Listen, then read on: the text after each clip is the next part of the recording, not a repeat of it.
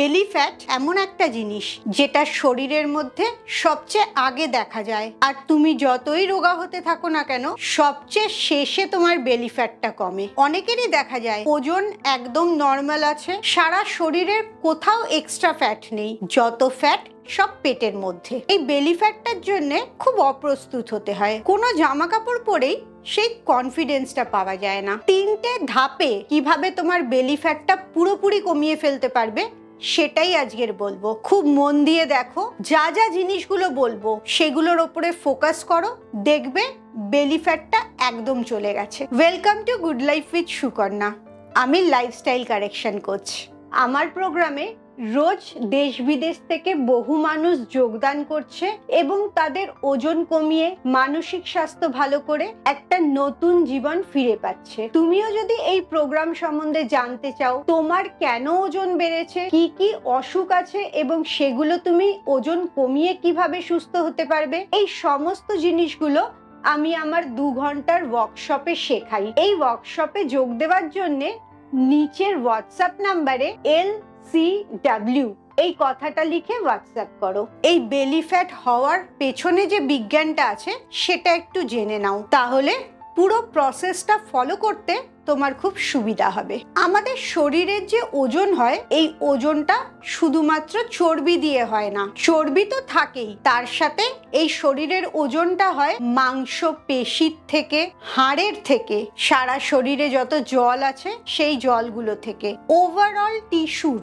একটা ওজন হয়। তাই জন্যে তোমার ওজন কম দেখাচ্ছে মানেই যে সেটা ঠিক, সেটা কিন্তু নয়। তোমার মাংস পেশি আর চর্বির অনুপাত কি আছে সেটার উপরেই নির্ভর করে তোমার বেলি ফ্যাটটা থাকবে না থাকবে না। সারা শরীরে একটা ফ্যাট পার্সেন্টেজ থাকে, সেটা সবসময় একটা ছেলের যা থাকে তার থেকে 10% বেশি একটা মেয়ের থাকে, এবং সেই বডি ফ্যাট পার্সেন্টেজের ওপরেই নির্ভর করে তোমার বেলি ফ্যাট হবে নাকি হবে না। ওজনের ওপরে একদমই নির্ভর করে না। শরীরের ওজনটাকে যদি তুমি 2 ভাগে ভাগ করো, একটা ভাগকে রাখবে ফ্যাট, আরেকটা ভাগ হচ্ছে বাকি সারা শরীরের সমস্ত জিনিসগুলো। এই লিন টিস্যু আর বডি ফ্যাট এর রেশিওটা একটা মেয়ের ক্ষেত্রে 75 থেকে 80% লিন টিস্যু আর 20 থেকে 25% ফ্যাট। এই রেশিওতে যখন থাকবে তখন একদম ভুঁড়ি থাকবে না। ছেলেদের ঠিক 10% কম, মানে 85 থেকে 90% লিন টিস্যু আর 10 to 15% ফ্যাট। এই পার্সেন্টেজটা যখন উল্টো পাল্টা হতে থাকে, লিন টিস্যুর পার্সেন্টেজটা কমতে থাকে আর বডি ফ্যাটের পার্সেন্টেজটা বাড়তে থাকে, তখনই একটু একটু করে ভুঁড়ি বেরোতে থাকে। যেসব সিনেমা আর্টিস্টদের দেখতে পাও, ছেলেদের 6 প্যাক অ্যাব, মেয়েদের ভীষণ সুন্দর টু ফ্যাট নেই এরম একটা শরীর, তাদের ক্ষেত্রে ছেলেদের বডি ফ্যাট পার্সেন্টেজটা 10-এর কম আসে আর মেয়েদের 20-র কম। একটা মেয়ের যখন 50% বডি ফ্যাট থাকছে আর একটা ছেলের 40%, তখন ঠিক চেহারাটা এরকম দেখতে লাগে। বুঝতেই পারছো বডি ফ্যাট পার্সেন্টেজটার সাথে ভুঁড়ির কতটা বড় সম্পর্ক। নেক্সট, একটা মেয়ের যখন 45% বডি ফ্যাট থাকছে আর ছেলেদের 35%, তখন ঠিক এরম দেখতে লাগে। এইভাবেই 5% করে বডি ফ্যাট কমতে থাকছে আর চেহারাটাও বদলাতে থাকছে। 40% মেয়েদের, 30% ছেলেদের এরকম চেহারা হচ্ছে। 35% বডি ফ্যাট মেয়েদের, 25% বডি ফ্যাট ছেলেদের এরকম একটা চেহারা হচ্ছে। 30% বডি ফ্যাট, 20% বডি ফ্যাট এরকম চেহারা হচ্ছে। 25% বডি ফ্যাট মেয়েদের, 15% বডি ফ্যাট ছেলেদের। এই অবস্থায় অবধিও পেটে ভুঁড়িটা থাকে। এই পার্সেন্টেজটা যখনই কমতে থাকে তখনই ভুঁড়িটা একদম চলে যায় এবং একটা টোন্ড বডি আসতে শুরু করে। মেয়েদের 20 to 25% বডি ফ্যাটে এরম চেহারা হয় আর ছেলেদের 10 to 12%-এ। এবং এরপরে যত বডি ফ্যাটটা কমতে থাকে তত চেহারাটা আরো টোন্ড হতে থাকে। যেমন মেয়েদের 15 to 17%, ছেলেদের 10 to 12%। ভীষণ সুন্দর একটা চেহারা এসে যায় তখন। এর থেকে বুঝতে পারছো তোমার ভুঁড়ি আছে মানে ডেফিনেটলি তোমার বডি ফ্যাট পার্সেন্টেজটা অনেক বেশি আছে।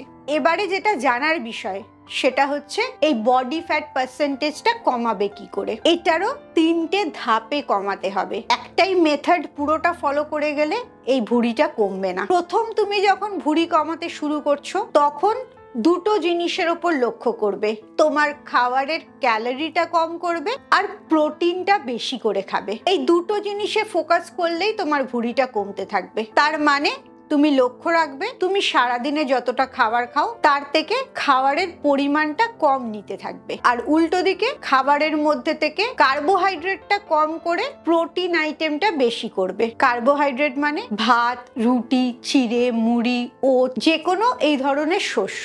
আর প্রোটিন মানে নন ভেজ প্রোটিনে মাছ, মাংস, ডিম, আর ভেজ প্রোটিনে পনির, টোফু, সয়াবিন। এই প্রোটিন আইটেম বেশি রাখলে, কার্বোহাইড্রেটটা কম রাখলে, ওভারঅল ক্যালোরিটা কম করলে, খাবারের পরিমাণটা কমাতে থাকলে তোমার পেটের চর্বি কমতে থাকবে। কিন্তু এইভাবেই যদি তুমি করে যাও তাহলে তোমার পেটের চর্বি পুরোপুরি কমবে না, কিছুটা থেকে যাবে। যখনই দেখবে এই পদ্ধতিতে আর তোমার ভুঁড়িটা কমছে না, তখন তোমাকে সেকেন্ড স্টেজে যেতে হবে। সেকেন্ড স্টেজের খাবারের নিয়ম তোমাকে যেটা রাখতে হবে সেটা হচ্ছে প্রোটিনের পরিমাণ আরো বাড়িয়ে দেবে, কার্বোহাইড্রেট আর ফ্যাট এই দু ধরনের খাবার কমিয়ে দেবে। প্রোটিন আর কার্বোহাইড্রেট কি ধরনের খাবারে পাওয়া যায় আগেই বলেছি, এখন বলবো গুড ফ্যাট। চেষ্টা করবে তেলে ভাজা একদম খাবে না, নাটস অ্যান্ড সিডস অল্প করে খাবে, ডিমের কুসুমটাও দিনে দুটোর বেশি খাবে না। ফ্যাট কম করছো, কার্বোহাইড্রেট কম করছো, উল্টো দিকে প্রোটিনটা বাড়াচ্ছ।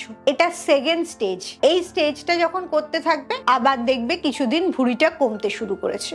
এবারে লাস্ট স্টেজটা, যেখানে ভুঁড়িটা একদম থাকবে না, সেই স্টেজটা সবচেয়ে কঠিন, কারণ তোমার তখন বডি ফ্যাট পার্সেন্টেজটা সবচেয়ে কমে আনতে হবে এবং সেটা খুব ধীরে ধীরে হবে।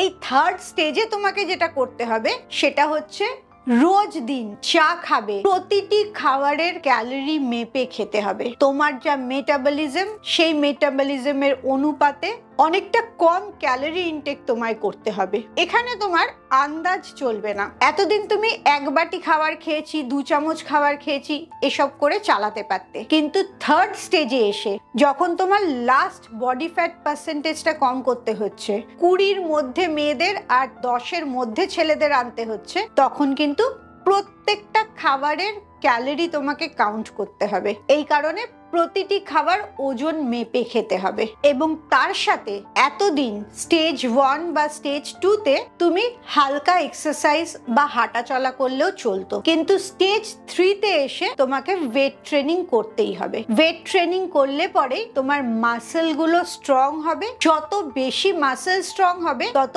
ফ্যাট বার্নিংটা আরো ভালো হতে থাকবে এবং এই জায়গাটায় তোমার ম্যাক্সিমাম ডিসিপ্লিন মেনটেন করতে হবে। একদিনও যদি তুমি একটু উল্টো পাল্টা খাও, তুমি অনেক কটা দিন পিছিয়ে যাবে। এই প্রসেসটা স্টেপ বাই স্টেপ তুমি ফলো করো, 100% তোমার ভুঁড়ি কমবে। আর শুধু ভুঁড়ি কমবে না, ভীষণ সুন্দর একটা শেপে তুমি চলে আসবে। কবে থেকে তুমি তোমার বেলি ফ্যাট লস জার্নিটা শুরু করছো অবশ্যই আমাকে কমেন্টসে জানাবে। খুব ভালো থাকো, মানসিক আর শারীরিকভাবে একদম সুস্থ থাকো। আবার পরের ভিডিওতে তোমাদের সাথে দেখা হচ্ছে।